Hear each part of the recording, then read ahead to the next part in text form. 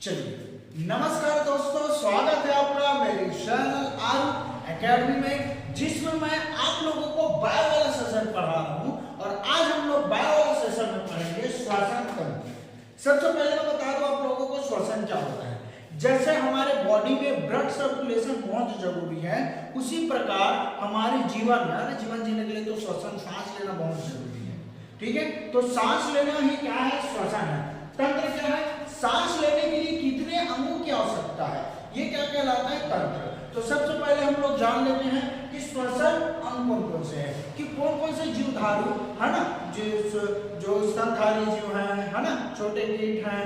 ठीक है, ये लोग सब क्या क्या करते हैं, किस किस चीजों से सांस लेते हैं, अपना मतलब अपना उनका अंग कौन कौन सा है सांस लेने का। ठीक है, वो क्या कहलाता है, श्वसन अंग। तो सबसे पहले देख लेते हैं स्तनधारी। स्तनधारी जीव में जो क्या करते हैं, अपने बच्चों को दूध पिलाते हैं। जो दूध पिलाते हैं उनको क्या बोला जाता है, स्तनधारी जीव बोला जाता है। स्तनधारी जीव का जो श्वसन अंग होता है ना, जैसे हम मनुष्य का स्तनधारी जीव है, उसका श्वसन अंग क्या है, ना। ठीक है, क्लियर है सभी को। चलिए आगे देखते हैं। कीट किससे सांस लेता है, श्वास में, ट्रेकिया से सांस लेता है। किससे, ट्रेकिया से। सॉरी यहाँ पे मिस्टेक है, ट्रेकिया ट्रेकिया ठीक है, ट्रेकिया से सांस लेता है। ठीक है, जलीय जीव जानते हैं आप लोग, मछली हो गया। ठीक है, मछली जल की रानी किससे लेती है, गलफड़े गिल से सांस लेती है। मेंढक जो होता है वो त्वचा से लेता है। मतलब ये लेकिन ये जमीन में अलग लेता है और मिट्टी में अलग लेता है। अगर जमीन में रहता है तो गलफड़े से मतलब फेफड़े से अपना सांस लेता है, फेफड़े से सांस लेता है। और जब ये मिट्टी में होता है तो किससे सांस लेता है, त्वचा से। किससे सांस लेता है, त्वचा से सांस लेता है। तो ये श्वसन कि कौन से जीव किन अंगों से सांस लेता है। चलिए आगे देखते हैं। हम लोग निःश्वसन और एक होता है निःश्वसन। निःश्वसन मतलब होता है सांस को अंदर लेना। जैसे हम लोग क्या करते हैं, सांस को अंदर लेते हैं, जैसे ये मेरा क्या है, निःश्वसन। क्या है, निःश्वसन। अभी निःश्वसन है ना, मैं छोड़ा नहीं हूं, अभी सांस को लिया हूं। तो जब हम लोग सांस को छोड़ेंगे, ठीक है, बाहर छोड़ेंगे, तो मैंने क्या कर दिया, सांस को बाहर छोड़ दिया। तो बाहर छोड़ दिया तो क्या हो गया, वो निःश्वसन। क्या हो गया, निःश्वसन। सांस को जब अंदर लेते हैं तो निःश्वसन। ठीक है, क्या है, निःश्वसन। और सांस को बाहर छोड़ते हैं तो निःश्वसन। ठीक है, अब इसमें सांस लेते हैं तो कितना ऑक्सीजन आता है, नाइट्रोजन आता है, कार्बन डाइऑक्साइड आता है। और जब हम लोग सांस को छोड़ते हैं तो कितना नाइट्रोजन जाता है, ऑक्सीजन जाता है, कार्बन डाइऑक्साइड जाता है, इसको लेते हैं। तो जब हम लोग सांस लेते हैं निःश्वसन की क्रिया में, तो सांस लेते हैं तो 78% तो नाइट्रोजन ही आएगा, 18%। 21% क्या आएगा हमारा, ऑक्सीजन, क्योंकि पृथ्वी में तो 21% ऑक्सीजन है। और CO2 जो है 0.03। ठीक है, अब होता क्या है, जब हम लोग बाहर छोड़ते हैं तो बाहर छोड़ने की स्थिति में क्या होती है, देखिए बाहर छोड़ने की स्थिति में नाइट्रोजन जो होता है 78% क्या हो जाता है, बाहर छोड़ा कि भैया ये कोई काम नहीं, चल निकल, तेरे कोई काम नहीं है। ऑक्सीजन क्या जाता है, हमारे काम का है, तो इसमें का 4% रुक जाता है। कितना परसेंट रुक जाता है, 4% रुक जाता है। और केवल 17% कहाँ चल जाता है, बाहर। जो 4% होता है वो हमारे शरीर में क्या हो जाता है, यूज हो जाता है। क्या हो जाता है, यूज। वैसे तो इसको कोशिका से पूरा जब श्वसन लेते हैं तो अंदर चला जाता है ऑक्सीजन, फिर उसको कोशिका जो होता है हीमोग्लोबिन के जरिए वो क्या जाता है, वो बाहर आता है। लेकिन उसमें से 4% छूट जाता है, तो 17% ऑक्सीजन क्या हो जाता है, निःश्वसन की स्थिति में 17% ऑक्सीजन बाहर निकलता है। और कार्बन डाइऑक्साइड जो होता है, यही ऑक्सीजन का 4% जो है कार्बन डाइऑक्साइड बनके बाहर निकल जाता है। क्योंकि कार्बन डाइऑक्साइड की मात्रा हमारे शरीर में बनती है ना, तो कार्बन डाइऑक्साइड तो हम लोग उसको ब्लोम के जरिए बाहर से भी छोड़ देते हैं, पिछवाड़ से भी कार्बन डाइऑक्साइड को निकाला जाता है। और एक होता है हमारे मुंह से भी निकलता है। ठीक है, तो बाहर जब हम लोग छोड़ते हैं निःश्वसन में तो 78% नाइट्रोजन निकलता है, 70% क्या निकलता है हमारा, 17% जो है ऑक्सीजन निकलता है। और कार्बन डाइऑक्साइड होता है वो 4% निकलता है। कब की स्थिति में, निःश्वसन की स्थिति में। निःश्वसन की स्थिति में तो 78% हमारा क्या है, 78% हमारा नाइट्रोजन है, 21% ऑक्सीजन है, CO2 कितना है, 0.3। ये खास करके पेपर में पूछा जाता है कि निःश्वसन में कितना छोड़ा जाता है, कितना लिया जाता है। ठीक है, निःश्वसन और निःश्वसन में तो आप लोग इसको याद रखना।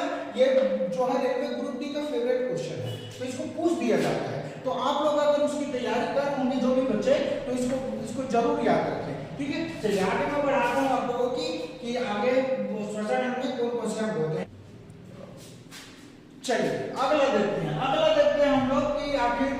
श्वसन तंत्र के कौन कौन से अंग होते हैं, ठीक है। तो श्वसन तंत्र सबसे पहले तो नासा छिद्र, नाक से ले रहे हैं भैया, नासा छिद्र तो हो गए, ठीक है। नासा कपाट होगा, ठीक है। ग्रसनी जिससे बहुत सारी नलियां जुड़ी होती है ना, उसमें श्वसन का भी होता है, भोजन का भी होता है, लेकिन बाद में जाके अलग अलग हो जाते हैं, ठीक है। आपका श्वास नली हो गया, वायु कोष्ठ हो गया, वो भी कहाँ है, ठीक है। ब्लड हो गया, ब्लड भी काम करता है, मैंने आपको भी बताया। हीमोग्लोबिन जो होता है वो क्या करता है, ऑक्सीजन को लाता है, कौन हीमोग्लोबिन, तो ब्लड भी तो होगा। माइटोकॉन्ड्रिया का भी छोटा सा इसमें साइड होता है। चलिए देखते हैं चित्र के माध्यम से समझने की कोशिश करते हैं। ये जो होता है ये हमारा क्या है, श्वास नली। श्वास नली जो होता है, ये जो होता है ब्रोंकाई जो होता है, इसे लगा होता है, ये जो आपको ये दिख रहा है ना, ये लकी वो क्या है आपका ब्रोंकाई है, ठीक है। अब ये जो सीधा जा रहा है इसमें वायु कोशक, वायु कोशक को भी काम होती है, जैसे श्वास आता है तो फूलता है, सिकुड़ता है, फूलता है, सिकुड़ता है, फूलता है, सिकुड़ता है, फूलता है, सिकुड़ता है, ठीक है। ये क्या है हमारा ब्रोंकियस, ठीक है। ये कई भागों में क्या होता है, बढ़ जाता है। नीचे वाला हिस्सा क्या है, डायफ्राम, इसके नीचे वाला हिस्सा डायफ्राम होता है। डायफ्राम जो होता है, जैसे ये क्या है डायफ्राम, मैं सांस लूंगा तो क्या होगा, ये जब सांस छोड़ूंगा तो पचकेगा, सांस लूंगा तो ऐसे अंदर आएगा, जैसे अंदर चला जाएगा, छोड़ूंगा फिर शुरू हो जाएगा, ठीक है। जैसे घर में हम लोग अपने दादा को हो गया, पापा को हो गया, ऐसे कोई ना के सोया तो देखते हो है ऊपर नीचे ऊपर नीचे ऊपर नीचे होते रहता है ना। कुत्ते लोग को देख लो, कुत्ते लोग सोए रहते हैं तो उसके इसको देखना पेट को, है ना, मतलब डायफ्राम को सिकुड़ता, ऐसे ऐसे सिकुड़ता रहेगा, ऐसा ऊपर नीचे ऊपर नीचे ऊपर नीचे ऊपर नीचे ऊपर नीचे ऊपर नीचे होता रहता है। क्या है डायफ्राम, क्या है वो डायफ्राम, ठीक है। चलिए अगर मैं आप लोगों को बताऊं कि हिचकी कैसे आता है, अब देखो मैंने जैसे आप लोगों को बताया कि ग्रसनी है, क्या है ग्रसनी। अब ग्रसनी भैया अब इसमें जुड़ा एयर कभी जुड़ा है, फूड कभी जुड़ा है। अब ये किससे जुड़ा रहता है, फेफड़े से।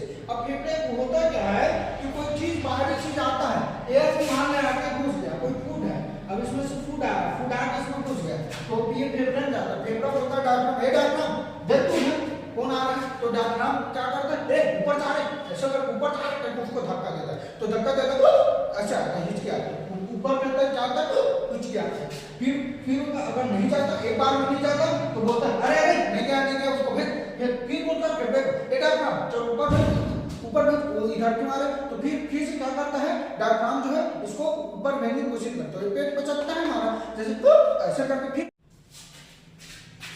चलिए तो ये था दोस्तों हमारा श्वसन तंत्र। तो आशा करता हूँ आपको वीडियो पसंद आया होगा।